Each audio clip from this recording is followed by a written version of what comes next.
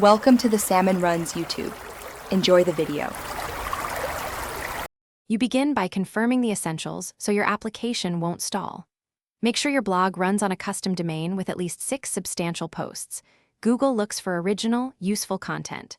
Once done, link Google Analytics and Search Console and verify ownership so data lines up with your AdSense account.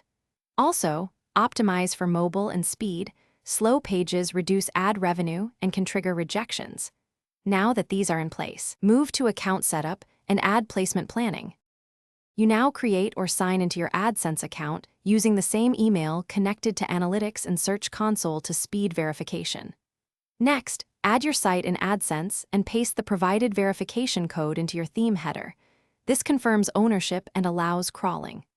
While waiting, design a simple ad layout. Header, in content, sidebar, so ads fit your content flow and don't disrupt readers. Make sure to balance ad density with user experience, because high viewability boosts earnings and reduces invalid activity risk.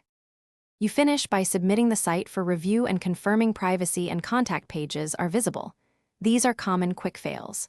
After submission, watch the AdSense dashboard for approval status and any policy flags. If flagged, review the policy text and remove the problematic content or ads. If rejected, don't panic. Correct the issues, document what you changed, and wait 2 weeks before resubmitting to avoid rapid cycles. One tip: use Search Console and server logs to ensure Googlebot can access every page. Thanks for watching. Consider subscribing if we helped you.